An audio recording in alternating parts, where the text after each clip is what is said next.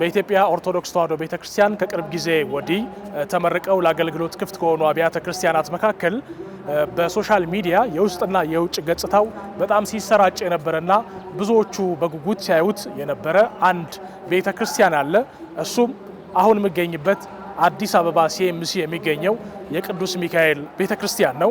ይሄ ቤተክርስቲያን ከ12 ዓመታት በላይ በግንባታ ላይ የቆየ ከ200 ሚሊዮን ብር በላይ ደግሞ ወጪ የተደረገበት በርካታ ኢትዮጵያውያን የተሳተፉበት ከምንም በላይ ደግሞ እጅግ በጣም አስደናቂ የኪነ ህንፃ ጥበብ የተንጸባረቀበትና ከማቴሪያል እስከ ምህንድስና ድረስ የኢትዮጵያውያን የሀገር ውስጥ ሰዎች የሀገር ቤት ልጆች የተሳተፉበት በጣም አስደናቂ የሆነ ቤተክርስቲያን ነው። የሲኤምሲውን የቅዱስ ሚካኤል ቤተክርስቲያን የውስጥና የውጭ ገጽታ እንዲሁም ይሄ ቤተክርስቲያን ከዚህ በፊት በኢትዮጵያ ካሉ ሌሎች አብያተ ክርስቲያናት ይልቅ የተለየ ገጽታ አለው ስለመባሉ ላስጎበኛችሁ ነው እዚህ የመጣሁት። አብራችሁን እንድትቆዩ በአክብሮት ጋብዣችኋለሁ። ያንተ ቤት ያንተ ፊት የምቆም ሰው አይደለሁም፣ ግን ፍቅር ነህ ለዘላለም የሚመስል ማንም የለም። ግን ፍቅር ነህ ለዘላለም የሚመስል ማንም የለም። ያንተ ቤት ያንተ ፊት የምቆም ሰው አይደለሁም፣ ግን ፍቅር ነህ ለዘላለም። ዶክተር እንደምን አሉ? እንደምን ሰነበት? እንደምን አለ? ደህና ነዎት? እንኳን ደህና መጣ። እንኳን ደህና ቆዩ። ሰላም ነህ? ደህና ነዎት? እግዚአብሔር የተመሰገነ። እንግዲህ ተመልካቾች የዛሬ አስጎብኜ የዚህ ቤተክርስቲያን ዋነኛ ሰው ናቸው። ዶክተርም ናቸው፣ ኢንጂነርም ናቸው፣ ካህንም ናቸው። የተቀረቡን ደግሞ እሳቸው ይነግሩናል። ቀሲስ ዶክተር ኢንጂነር ጌታቸው ፈለቀ እባላለሁ። በዚህ ደብር ውስጥ የዚህ የህንፃ አሰሪ ኮሚቴ ሰብሳቢ ነኝ። ምን ያህል ዓመት ፈጅቶ ነው እዚህ ደረጃ የደረሰው? እንግዲህ በትክክለኛው ስናደርገው በ2004 ዓ.ም በብፁዕ ቅዱስ አቡነ ጳውሎስ ፓትርያርክ ርዕሰ ሊቃነ ጳጳሳት ዘኢትዮጵያ የመሰረት ድንጋዩ ተቀመጠ በኋላ በመጋቢት 2005 ዓ.ም የቁፋሮ ስራ ተጀመረ። ስለዚህ አሁን የተመረቀው ያው ጥር 16 እና 17 ነው ቅዳሴ ቤቱ የተከበረው። ይሄ ማለት 12 ዓመታት ከ10 ወራት ያህል ፈጅቷል ማለት ነው።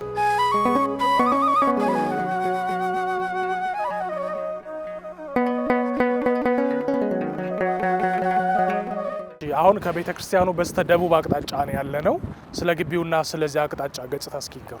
እንግዲህ የቤተ ክርስቲያናችን በትውፊቷ መሰረት ዋናው ትልቁ በር የሚታወቀው ከምዕራብ ወደ ምስራቅ ነው የሚገባው። ከምስራቅ ወደ ምዕራብ ደግሞ ከቤተልሔም ወደ ዋናው የሚገባበት መንገድ ነው። አሁን ግን ያለነው በስተ ደቡብ ይሆንና ይሄ በስተ ደቡብ የሴቶች አቅጣጫ መግቢያ ነው ማለት ነው። እና እንደምታዩት ዋናው መንገድ በዚሁ የተያያዘ ስለሆነ በዚህ በኩል ስለሆነ የባቡሩ ምንም የሚካሄድበት እዚህ ጋር በር አለ። 40 ሜትር መንገድ አለ ገና እዚህ ጋር የሚሰራ። ስለዚህ ሴቶች ወደ ቤተ ክርስቲያኑ ለመግባት በስተ ደቡብ ወደ ሰሜን ይገባሉ። ወንዶች ደግሞ ከበስተ ሰሜን ወደ ደቡብ ይገባሉ። ቤተልሔሙ ነው ይሄ ቤተልሔሙ ነው። ባለ አንድ ፎቅ ነው ቤተልሔሙ። ከስር መገበሪያ ያለ ቤተልሔሙና ዋናው ቤተክርስቲያን በድልድይ ተገናኝተዋል። በጣም ጥሩ ነው። ለእይታም በጣም ማራኪ ገጽታ ነው ያለው።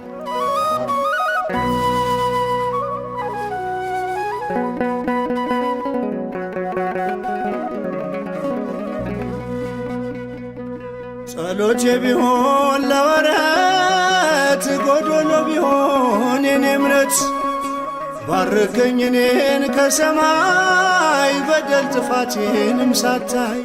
የኢትዮጵያ ኦርቶዶክስ ተዋሕዶ ቤተክርስቲያን 3 የህንፃ አሰራር አላት። በመጀመሪያው በተለይም ወደ ሰሜን አቅጣጫ ሰሜኒቱ የሀገሪቱ ክፍል ብንሄድ የዋሻ አብያተ ክርስቲያናት በጣም ብዙ ናቸው። ስለዚህ አንዱ የዋሻ ቤተክርስቲያን ነው ማለት ነው። ሁለተኛው ነገር ደግሞ ክብ ቤተክርስቲያን ነው። በየትኛውም ቦታ የሚገኝ ኢትዮጵያ ውስጥ የትም ቦታ ክብ ቤተክርስቲያን ይገኛል። ሶስተኛው ደግሞ ዘመናዊ ነው የሚባለው በ5ኛው መቶ ክፍለ ዘመን ጀምሮ ኢትዮጵያ ውስጥ ያለ የሰቀላ ቤተክርስቲያን ወይንም ደግሞ ካቴድራል የሚባለው ቤተክርስቲያን አለ። አሁን የምንገኝበት ሶስቱንም ከተያዘ አንደኛ የሆነውን ሶስቱም አይነት የቤተክርስቲያን አሰራር እዚህ አለ። አሁን ያለንበት የዋሻ ቤተክርስቲያን ነው። የዋሻ ቤተክርስቲያን እዚህ ምንድነው የሚደረገው? ታቦተ አቡነ ገብረ መንፈስ ቅዱስ እዚህ መቅደስ አለ። መቅደሱ ያው ታቦት ስለገባ እዛ ውስጥ መግባት ስለማንችል ብቻ ነው።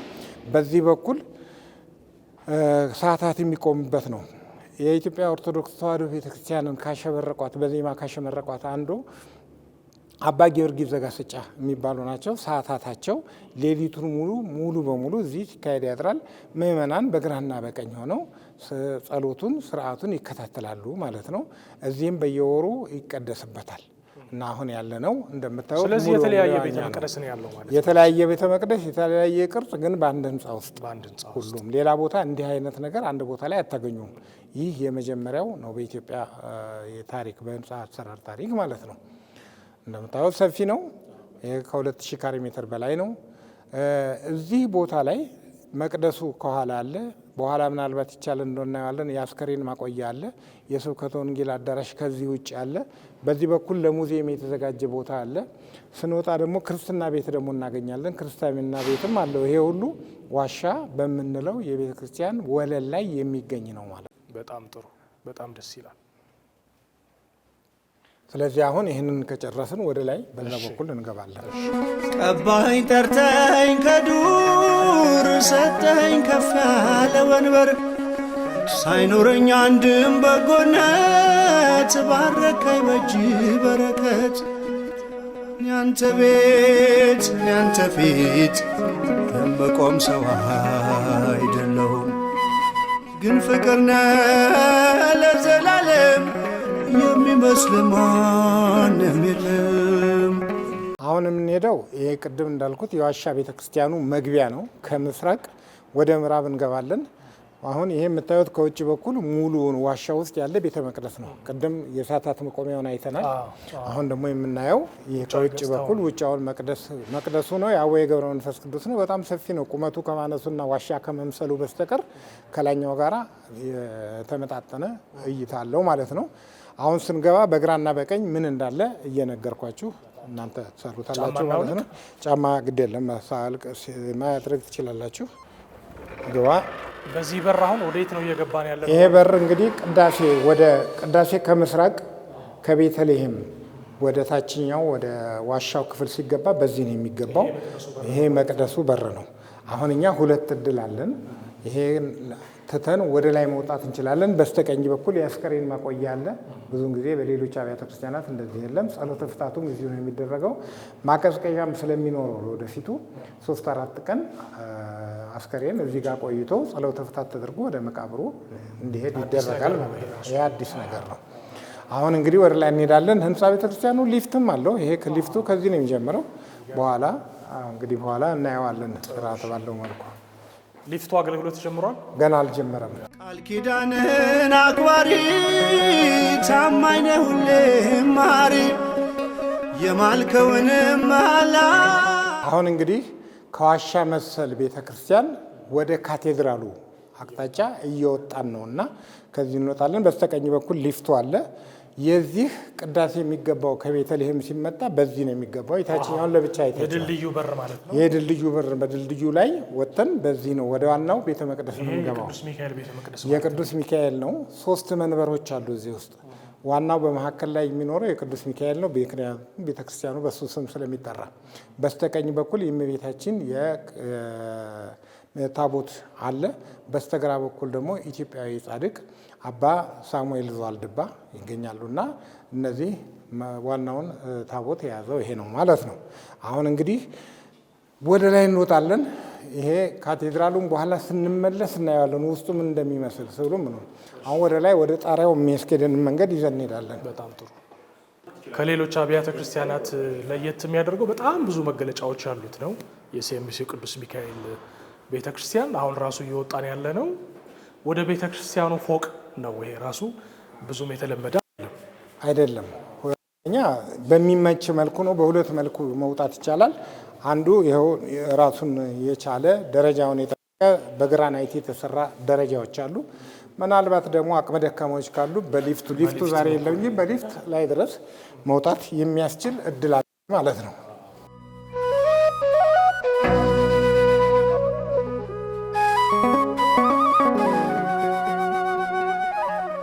አሁን እንግዲህ ይሄ አሁን ከመሬት ከ00 5 ሜትር ከ43 ሴንቲሜትር ላይ ነው ያለ ነው። ሚዛኔ ላይ ያወጣናል። ግን ወደ አገልግሎቱ ቦታ ገና አልሄድንም። ስንመለስ እናየዋለን። አሁን የምንሄደው ወደ ጣሪያው ነው። ሙሉ በሙሉ ጣሪያው ይሄ ሊፍት እስከ ላይ ድረስ ይወስዳል። በእግረኛም በዚህ ይወስዳል። እንግዲህ አባ ስንመጣ አባይ ከፍቱልናል በኋላ ያለን እና ወደ ላይ እንወጣለን ማለት ነው። የሰማይ የምድር ሲሳይ ያንተ ቤት ያንተ ፊት የመቆም ሰው አይደለሁም። እንግዲህ አሁን ወደ ጣሪያው ላይ ወጥተናል። ይሄ ጣሪያ ከካቴድራሉ 00 ከምንለው 12 ሜትር ከፍታ ነው ያለው። ይሄ የመቅደሱ የታላቁ መቅደስ ጉልላት ነው።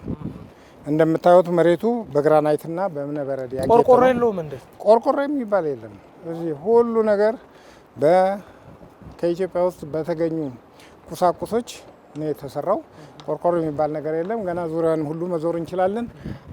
ላይ ድረስ እስከ መስቀሉ ድረስ መውጣት ይቻላል እንደምታዩት እና መወጣጫ አለው። ለቱሪስቶች ተብሎ ነው የተሰራው። ቱሪስቶች ላይ ድረስ ይወጣሉ። ቱሪስት የሀገር ውስጥም የውጭም ሊሆን ይችላል እና ይህንን በምናደርግበት ጊዜ ምንድን ነው ኢትዮጵያዊ ቱሪስት ከሆነ የቤተ ክርስቲያኑን ታሪክ የበለጠ ያጸናል።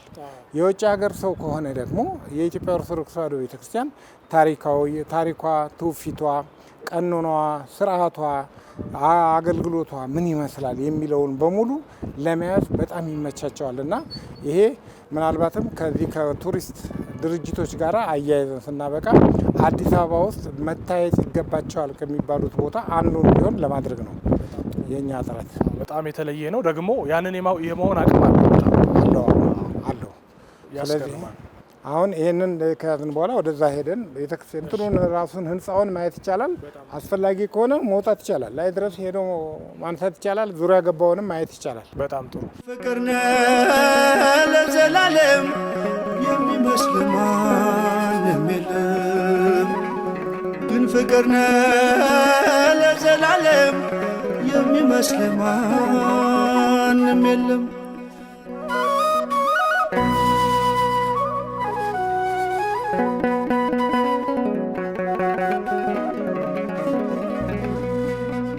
ቃል ኪዳንን አክባሪ ታማኝ ነህ ሁሌም ማሪም የማልከውንም አትረሳም አትልም ችላም።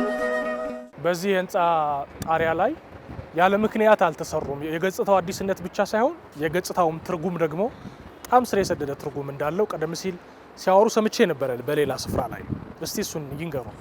እንግዲህ ያው ኦርቶዶክስ ተዋሕዶ ቤተክርስቲያን የምትሰራቸው ስራዎች ሁሉ መጽሐፍ ቅዱሳዊ ትረካን የያዙ ናቸው። ይሄ ራሱ ህንፃ ቤተክርስቲያን ያረፈው ዝም ብሎ ሳይሆን መስቀል ነው መሬት ላይ ያረፈው። አሁን በምናይበት ጊዜ ጣሪያውም ላይ ሆኖ ከውጭም ሆኖ ይታያል። ጣሪያ ላይ ሆኖ በሚታይበት ጊዜ በዚህ በስተቀኛችን በኩል የክርስቶስ የግራ እጁ ያረፈበት፣ በዛ በኩል የቀኝ እጁ ያረፈበት፣ መሀሉ ደግሞ ሙሉ አካሉ እዛ ጋር ሆኖ በደንብ ማየት ይቻላል። ሙሉ አካሉ ያረፈበት ይሆንና ቅድስት ልቡ ላይ ያለበት ይሆንና ይሄ ደግሞ መቅደስ የምንለው ደግሞ ራሱ ጭንቅላቱ ያረፈበት ሆኖ ይታያል። እና አሁን ወደዚህ ስንመጣ ቅድም እንዳልነው ይሄ ታላቁ ጉልላት ነው። ይሄ ጉልላት ላይ ድረስ ቅድም እንዳልነው 64 ሜትር ነው። በየ16 ሜትር እዚህ ጋር 16 ሜትር ነው እያለ ይሄድና 24 መስኮቶች 24 ምሰሶዎች አሉ። እነዚህ ደግሞ የእግዚአብሔርን መንበር የሚያጥኑ 24ቱን ካህናተ ሰማይ ምሳሌ የያዘ ነው። ሁለተኛ እንደምታዩቸው ግማሾቹ ምሰሶች የሚታዩ ናቸው 24ቱ ደግሞ የውስጥ ናቸው። 24 ሁለት አይነት አብያተ ክርስቲያናት አሉ በኢትዮጵያ ውስጥ። ደብሮች አሉ፣ ገዳማት አሉ። ደብሮች የሚታዩ ማንም ሰው እየገባ ጸሎትን የሚጸልይበት እግዚአብሔርን የሚለምንበት ነው። ገዳማት ደግሞ ስውር ናቸው በአብዛኛውን ጊዜ። እዛ ደግሞ የተመረጡ በጣም ለዚህ ቅርብ የሆኑ ሰዎች የሚሄዱበት ስለሆነ ከከተማም ወጣ ይላሉ፣ ራቅም ስለሚሉ እነሱ እንደ ስውር የሚቆጠሩ ናቸው እና እዚህ ጋር በምንደርስበት ጊዜ እነዚህን ነገሮች ምሳሌነታቸውን ተከትለን እናያለን ማለት ነው። ላይ ድረስ ለመውጣት ይቻላል። ይኸው ደረጃው አለ። የቤተ ክርስቲያኑ አናት ራሱ የመስቀል ቅርጽ እንዳለው ነው። ትክክል ነው። ከሄሊኮፕተር ወይም ከአይሮፕላን ላይ ሆኖ ቆም ብሎ ከዛ ወደታች ላየ ሰው ትልቅ መስቀል በመሬት ላይ እንደተጋደመ አድርጎ ማየት የሚያስችል ሁኔታ አለው ማለት ነው። ስለዚህ እጅግ በጣም ድንቅ ነው። ወደ ደወሎቹ መሄድ እንችላለን። በስተግራ በኩል 2 ደወሎች ናቸው። እነዚህ ደወሎች የዮሐንስ መጥምቅን ምሳሌ የያዙ ናቸው። መካሪ ድንቅ መምህሬ ላንተ ነው ዜማ መዝሙሬ ፍቅር ነህ ከአባትም በላይ የሰማይ የምድር ሲሳይ ያንተ ቤት ያንተ ፊት። በዚህ የአናቱ ገጽታ ላይ ያላለቀ ያልተጠናቀቀ ነገር አለ። አናቱ ገጽታ ላይ በህንፃው ላይ ያላለቀ ነገር የለም። ነገር ግን 2 ደወሎች 2 ደወል ያስፈልጋል ከውጭ የሚመጡት። እነዚህ ደወሎች ብቻ ናቸው እስካሁን ያልገቡት እዚህ ማለትም ከሀገር ውስጥ ያላገኘ ናቸው። ሀገር ውስጥ ለማሰራት ሞክረን ነበር፣ አልተቻለም። ስለዚህ ሌሎቹ በሙሉ ድንጋዩ ሆነ መብራቱ ሆነ እንደዚህ ግራናይቱ እነዚህ በሙሉ ሀገር ውስጥ የተሰሩ ናቸው። በዚህ በኩል በዚህ በደወሉ በኩል የሚረዳን 2 ደወሎች ቢገኙ ይናል አይደለም እስከ 10 ሚሊዮን ብር የሚደርስ ነው የሁለቱ ዋጋ። ስለዚህ ይህንን የሚችልልን በማህበርም በግለሰብም በቡድንም ቢያደርጉ ለቅዱስ ሚካኤል ወዳጆች በጣም ጥሩ ማሳሰቢያ ነው። ስለዚህ አሁን እንዲጎበኝ ተደርጎ ነው እንደምታዩት። ማንም ሰው በዚህ ላይ መሄድ ይችላል። በዛም በኩል ዙሪያውን ቅድም እንዳልነው ኢንሹራ ነው እነዚህ ተጓዦች ጎብኚዎች እንዲያዩት ተደርጎ የተሰራ ስለሆነ እጅግ በጣም ጥሩ ሆኖ ነው የተሰራው። ሌላው መነግራችሁ ህንፃው እጅግ ግዙፍ ከመሆኑ የተነሳ 2 ህንፃዎችን ገጣጥመን የሰራ ነው። እንደምታዩት እዚህ ጋር መሀል ላይ ሰንበር የመሰለ ነገር ይታያል። ከዚህ ወዲያ ያለው አንድ ህንፃ ነው። ከዚህ ቦታ ያለው ህንፃው የተለያዩ ናቸው። የዚህ ክብደትና የዚህ ክብደት ተመጣጣኝ እንዲሆን ተደርጎ ነው የተሰራው። ይሄ ሰፋ ይላል፣ ያኛው ጠበብ ይላል፣ ግን የተሸከመውን ነገር ማየት ይቻላል። ስለዚህ ህንፃዎችን ተገጣጥመዋል፣ ግን አይታወቅም። አንድ ነው የሚመስለው። ይሄ ከመሬት ውደት ጋራ ንቅናቄ ጋራ የመሰንጠቅ አደጋ እንዳያገኘው የተደረገ አሰራር ነው። እንደምታዩት በዙሪያውን መዞር ይቻላል። ደወል ቤቱም በስተግራም በስተቀኝም ሰውን ገብቶ መደወል ይችላል። ላይ የውስጡም እቃ ቤትም አለው። እንደምታዩት ቅድም ያልኳቸው የክርስቶስ መላ አካሉ የተጋደመበት ይሄው እንደዚህ ሆኖ ይታያል። ግራና ቀኝ መስቀል ሆኖ መታየቱን ከዚህ ማወቅ ይቻላል። አብዛኛው ይሄ ጠየም ያለው ድንጋይ ከአዲስ አበባ አካባቢ ነው የሚመጣው። ግራናይቶቹ ከ2 ቦታ ነው፣ ከሀረር የሚመጡ አሉ። አሁን ደግሞ ከጎጃም የቡሬ ግራናይት እየመጣ ያንን እየሰራን ነው። ከትግራይም የመጡ ግራናይቶች አሉ እዚህ ውስጥ የገቡ ማለት ነው። ሰዓሊዎቹ፣ ቀራጮቹ፣ ኢትዮጵያውያን ገንቢዎቹ ስራውን በዲዛይን ላይ ያዋሉት ሁሉም ኢትዮጵያውያን ናቸው። እዚሁ ነው ያለ ነው ሁላችንም እና የኛው ስራ ነው ማለት ነው። አረንጓዴ፣ ቢጫ፣ ቀይ ይታያቸዋል። ይሄ ባንዲራ አይደለም። ብዙ ሰዎች ከባንዲራ ጋር ያመሳስሉታል። ይሄ ባንዲራ ሳይሆን እግዚአብሔር አምላክ ይህችን ምድር በንፍር ውሃ ካጠፋት በኋላ የሰላም ምልክት የሆነውን አረንጓዴ፣ ቢጫ፣ ቀይ ለኖህ በሰማይ ላይ ያሳየበት የምህረት ቃል ኪዳን የገባበት የምህረት ቀስተ ደመና ነው። ቤተ ክርስቲያን ደግሞ ያንን ምህረት እዚህ ታሳያለች። በባንዲራዎቿም ላይ በታድረግ አረንጓዴ፣ ቢጫ፣ ቀይ የሆነና መሀሉ ላይ የቤተ ክርስቲያኒቷ ትውፊትን የያዘው አርማ መሀል ላይ ይደረጋል። ስለዚህ የሰላም ምልክት ነው። መስኮቶቹ ላይ የሚታያለው 24 ናቸው። ስውር አምዶች አሉ። እዚህ መስኮቶች አሉ። ከውስጥ በኩል ስዕል በነገራችን ላይ ብትወጡ ስዕሉን ከውስጥ በኩል ከዚህ ከውጭ ወደ ውስጥ ያለውን ማንሳት ይቻላል። ላይ አንገቱ ላይ እነሱ ደግሞ 12 ምሰሶዎች አሉ። እነዚህ 12 ምሰሶዎች ደግሞ የ12ቱን ሐዋርያት ምሳሌን የሚይዙት አምዶች እዚህ ጋር ደወል ቤቶችም ላይ 12 አሉ። ላይም በትንንሹ 12 አሉ። እነዚህን ሁሉ የሚያስረው ምንድነው? መስቀል ነው።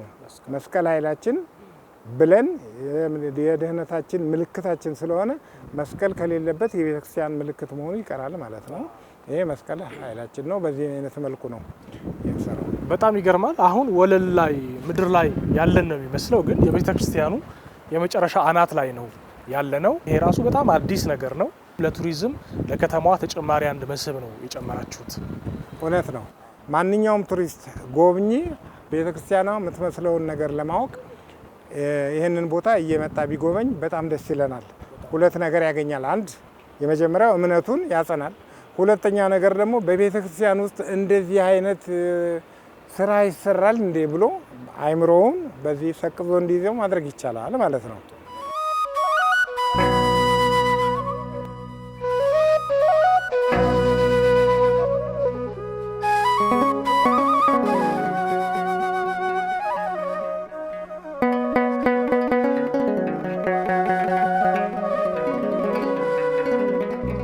አሁን ከመጨረሻው ከአናቱ ወደ ታች ወደ ስር ስንሄድ ወደ ቅኔ ማህሌቱ እና ክብ ቅርጽ ወዳለው እንሄዳለን። ቅድም እንዳለው 3 አይነት ነው ያለው። አዎ ከሶስቱ መጀመሪያ ዋሻውን አይተናል። አሁን ጣሪያው ላይ ወጥተናል። ቀጥሎ የምንሄደው ደግሞ አሁን ወደ ቅኔ ማህሌቱ እንወርድና መጨረሻ ላይ ቀላ ወይንም ካቴድራል የሚለውን ቅለንትን ቅርጽ እናየዋለን ማለት ነው።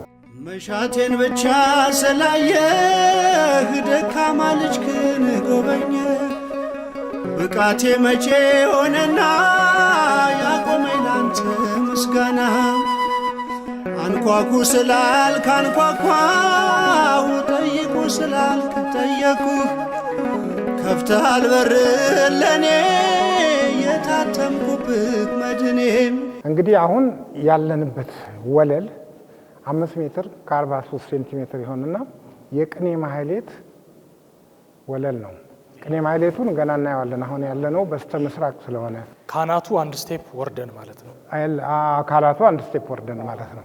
አሁን ይሄ ያለንበት ቦታ ከአምላኬ ጋር ብቻ እገናኛለሁ፣ የራሴን የግሌን ጸሎት አደርጋለሁ ለሚሉ ምዕመናን የተሰራ ቦታ ነው ይሄ ማለት ነው። ይሄ መቅደሱ ነው። በመቅደሱ ዙሪያ ስለምንዞር ነው ክብ የሚያደርገው። በሌሎች አብያተ ክርስቲያናት ክቡ ካለ ሌላ የለም። ይሄኛው ግን ሶስቱንም ያዝ ስንል በዚህ መልኩ ነው። እንደምታዩት በዚህ በኩል ብዙ የሚካሄድ ነገር የለም። ሴቶቹ በዚህ በኩል ይወጣሉ፣ ወንዶቹ ግማሹን ይይዛሉ፣ ሴቶቹ ግማሹን ይይዛሉ። ይሄ የግል ጸሎት ማከናወኛ ቦታ ነው ማለት ነው። ስዕላት ይቀሩታል ማለት ነው። ስዕላት ይቀሩታል። ሀረጎች አሉ። እነዚህ ሙሉ በሙሉ ገና የሸራ ላይ ስዕሎች ይቀባቸዋል። ይሄ እንግዲህ ያው የዚህ የቅኔ ማህሌቱ አካል ሆኖ ከጥሞና ክፍሉ ወደ ከፍተኛ ወደ ሆነው የቅዱስ ያሬድ ዜማ ወደሚዜምበትና ቤተክርስቲያኗ የበለጠ ወደምታሸበረቅበት አቅጣጫ እየሄድን ነው። ራሱ ፎቁ ደግሞ መስቀል ነው ማየት ይቻላል። ይሄ ዋናው መብራት ነው፣ የመስቀል ቅርጽ ነው፣ ትልቅ መብራት ነው። እነዚህ በትእዛዝ ያስመጣናቸው ናቸው፣ ከቻይና ያስመጣ ነው። ሰማዩ እንደምታዩት ከዋክብት መሰል በሆኑ መብራቶች ያሸበረቀ ነው። ሰማይና ምድርን እግዚአብሔር ሲያሸበርቅ እኛ ደግሞ የበለጠ እንድናይ ያደርገናል።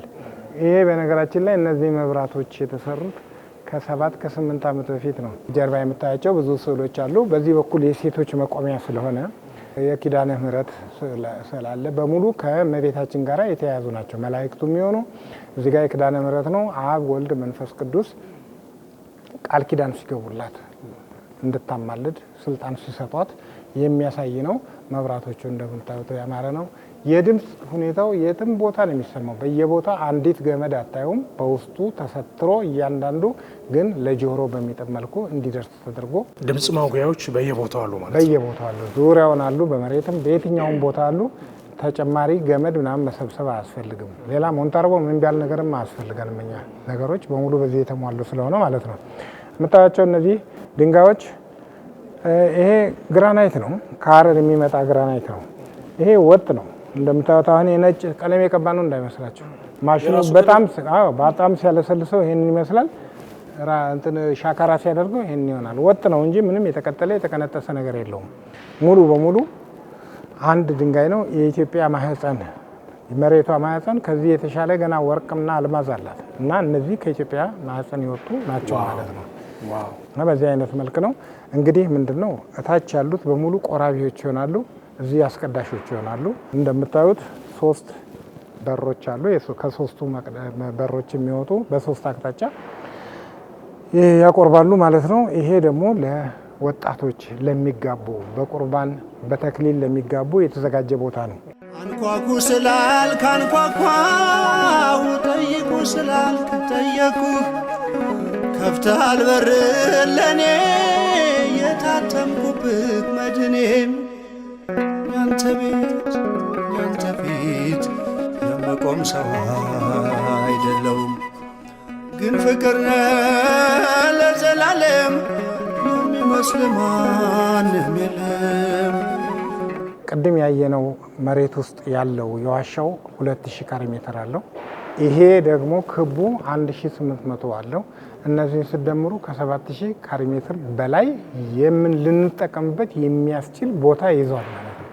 ወደ 10,000 ሰዎች በላይ በአንድ ጊዜ ይዞ አገልግሎቱን መከታተል እንዲችሉ ያደርጋል። ስለዚህ በጣም ግዙፍ ነው። ይህንን የሚያክል ቤተክርስቲያን በዚህ በትንሽ ቦታ ላይ ይህን ያህል ግዙፍ ገና አልተሰራም። ሌላው እንግዲህ እዚህ ጋር እንደምናየው ነው። ሁለት ምሰሶ ያላችሁ ቅድም ጣሪያ ላይ እንደተነጋገር ነው ኤክስፓንሽን ጆይንት ወይንም ሁለት ህንፃዎችን አንድ ላይ ገጥመን የማሰራት ነው። ብዙ ሰዎች እንደዚህ ካልተነገራቸው አያውቁትም። ይሄ ምንድነው? ከመሬት ንቅናቄ ጋር ባለፈው ጊዜ አዲስ አበባ ውስጥ የመሬት ንቅናቄ ነበር። ምንም ነገር የለውም። ክፍተት ስላለው መሬት ብትነቃነቅም ህንፃው ራሱን ችሎ ይቆማል ማለት ነው። ኦኬ። ቅኔ ማህሌቱ እዛ ጋር ነው ያለው። እዛ ጋር መሄድ እንችላለን። ጥሩ። እሺ። ይሄ በሙሉ ይሄ የምእመናን ቅኔ ማህሌቱ ፎቅ ላይ ነው ማለት ነው ያለው። ፎቅ ላይ ነው። ቅኔ ማህሌቱ ፎቅ ላይ ነው። እታች ከህዝቡን ቦታ መእመኑን ቦታ አያጣብብም። ራሱን የቻለ ነው። እሱ ብቻም አይደለም። ቅኔ ማህሌት የሚመጡ ሊቃውንት መግቢያ መውጫቸው ራሱ የተለየ ነው። ከህዝብ ጋር አይገናኝም። የነሱ መግቢያ መውጫ ያው እዛ ጋር ቆይ በራው አለ ታያችሁ። የመእመኑ በስተቀኝ በኩል የሴቶቹ አለ፣ በስተግራ በኩል የወንዶቹ አለ። እነሱ ደግሞ በግራና በቀኝ ይወጣሉ። የቅኔ ማሰላሰያ ቦታ ሁሉ አላቸው፣ ክፍል አላቸው። ይሄ ሌላ ቦታ የተለመደ አይደለም። ሌላ ቦታ ሲሄድ ጫካ ውስጥ ነው ወይ ደን ውስጥ ነው ወይ ለብቻቸው አንድ ስውር ቦታ ፈልገው ያሰላስላሉ። እዚህ ግን ማሰላሰያ ቦታ ተሰጥቷቸዋል። ይኸው መግቢያ መውጫቸው ይሄ ነው። ይሄ ካህናቱ መግቢያ ነው። ምእመኑ የሴቱ ምእመን መግቢያና መውጫ ይሄውና የወንዱ ምእመን ነው መግቢያና መውጫ ይሄ ነው።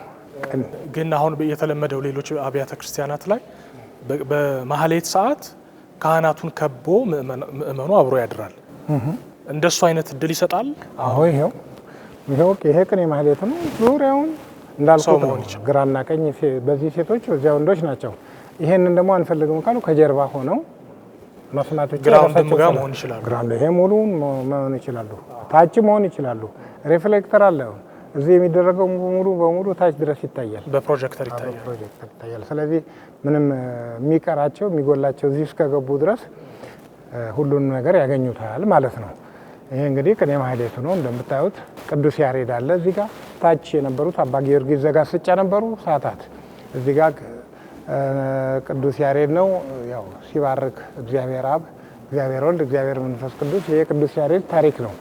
ወደዛ ጋር ብንሄድ ደግሞ ከኦርቶዶክስ ተዋሕዶ ቤተክርስቲያን የኢትዮጵያ ኦርቶዶክስ ብቻ ናት ዜማዋ ምልክት የተሟላ ያላት። ጽፋት፣ ደረት፣ ይዘት ምናምን የሚሉት አንበር፣ እነዚህ በሙሉ ምልክቶቹ እዛ ጋር አሉ። በእነዚህ መሰረት ነው እንደምታዩት ከበሮም አለ፣ ጸናጽሉም አለ፣ መስቀሉም አለ። እነዚህ ነገሮች የተሟላ ይሆናሉ ማለት ነው። ሌላው ምእመኑም ሆነ ካህናቱ ጀርባቸው ረጅም ጊዜ ስለሚቆሙ ብርድ እንዳይነካቸው እንደምታዩት በሀገር በቀል እንጨቶች የተለበጡ ናቸው።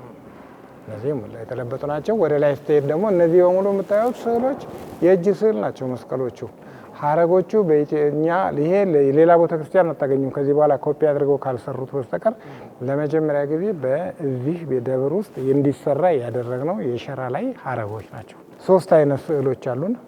የሸራ ላይ ስዕል አለ፣ የሞዛይክ ስዕል አለ፣ የድንጋይ ላይ ቅርጽ አለን።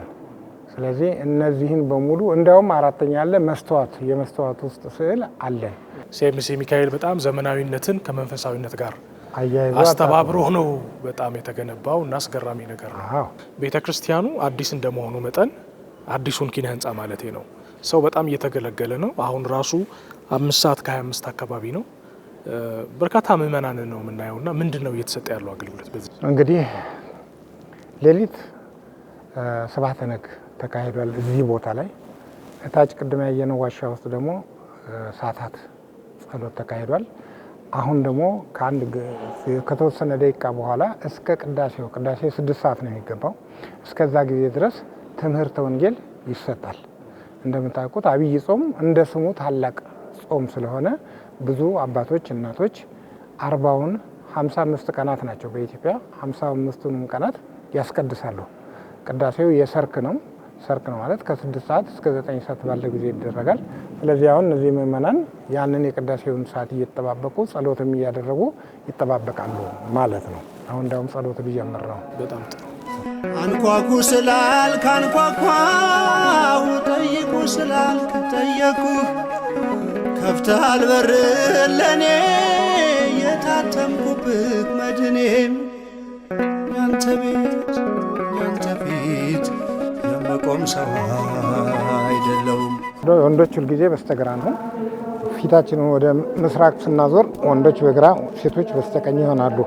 ይሄ ቤተክርስቲያኗ ትውፊት ነው። ይሄ አይፋለስም እና እንደምታየው ደረጃውም ወለሉም በእብነ በረድና በግራናይት ያጌጠ ነው። እንደምታየው በጣም ውብ ነው። በጣም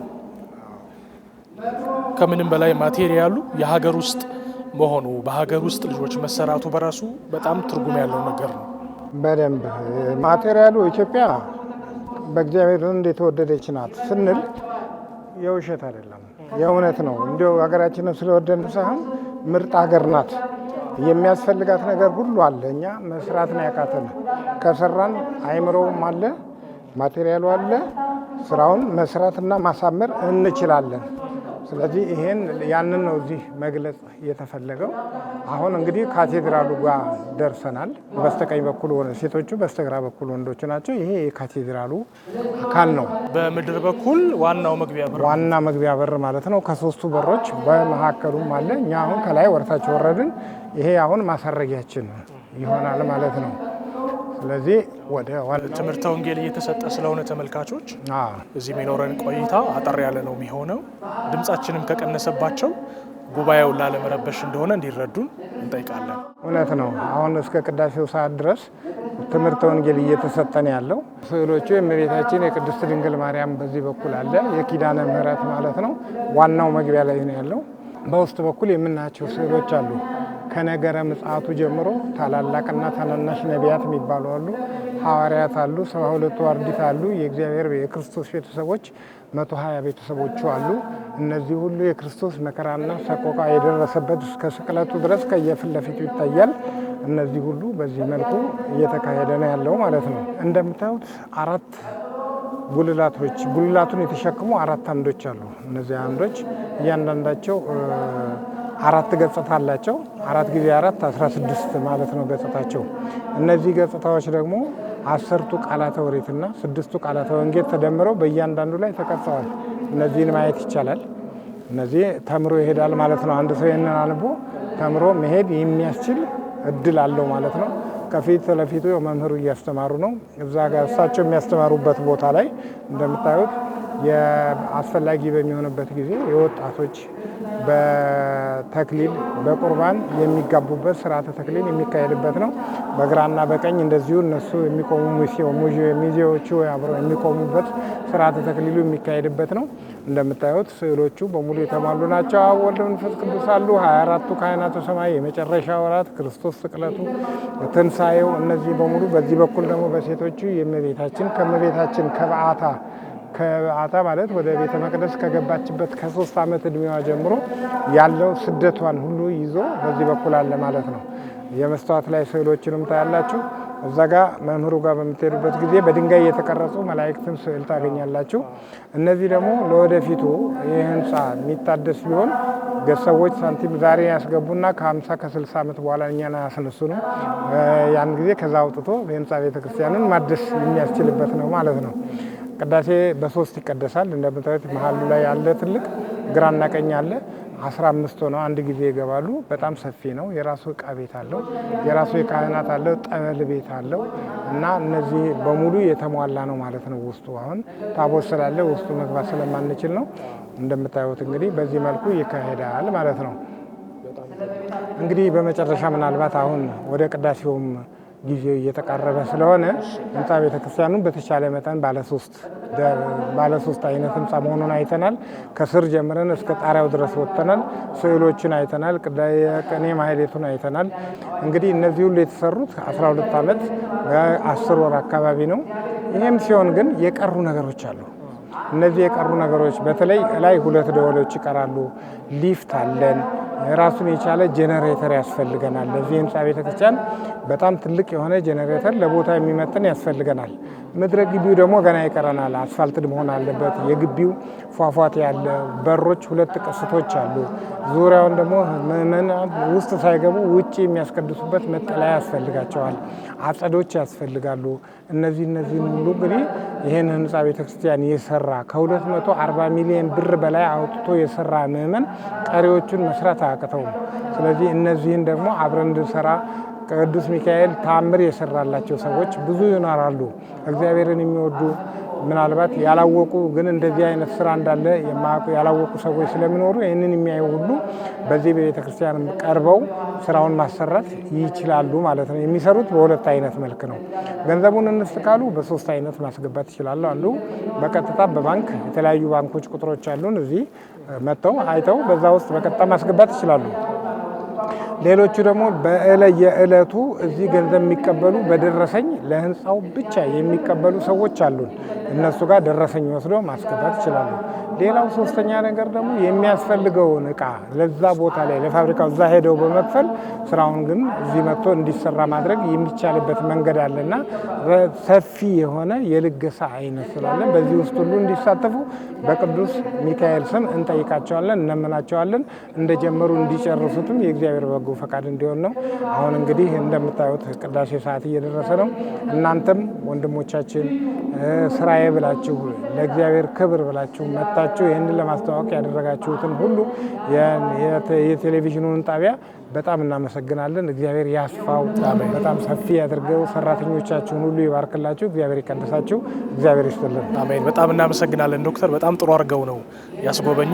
ሌላ ጊዜ ደግሞ ተመልሰን እንመጣለን። አመሰግናለሁ። አንኳኩ ስላልክ አንኳኳው፣ ጠይቁ ስላልክ ጠየቁ፣ ከፍተሃል በር ለኔ የታተምኩብህ መድኔም ያንተ ቤት ያንተ ፊት የመቆም ሰው አይደለሁም። ሲኤምሲ ደብረ ጽባ ቅዱስ ሚካኤል ቤተክርስቲያን እጅግ በጣም ከጠበቅኩት በላይ ሆኖ ያገኘሁት ቤተክርስቲያን ነው። በግንባታ ረዘም ያለ ዓመታትን ቢወስድም ግን በዚህ መጠን የተለየ የስነ ህንፃ ገጽታ ይኖረዋል ብዬ በፍጹም አላሰብኩም።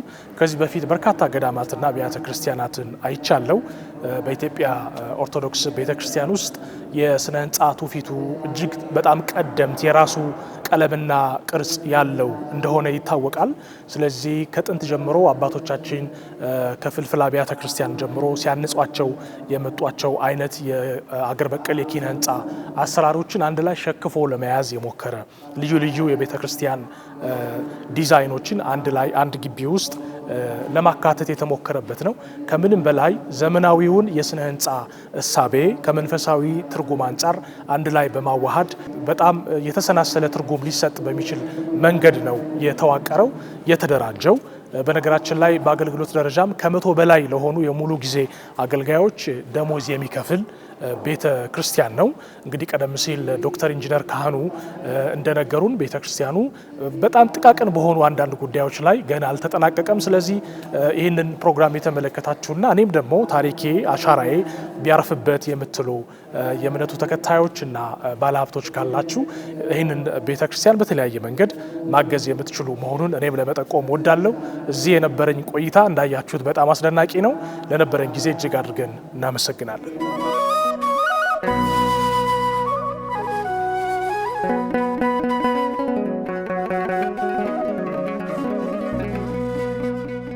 መሻቴን ብቻ ስላየህ ደካማ ልጅክን ጎበኘ፣ ብቃቴ መቼ ሆነና ያቆመኝ ላንተ ምስጋና። አንኳኩ ስላልክ አንኳኳው፣ ጠይቁ ስላልክ ጠየቁ፣ ከፍተሃል በር ለኔ የታተምኩብህ መድኔም ያንተ ቤት ያንተ ፊት የመቆም ሰው አይደለሁም። ግን ፍቅር ነህ ለዘላለም የሚመስል ማንም የለም። ግን ፍቅር ነህ ለዘላለም የሚመስል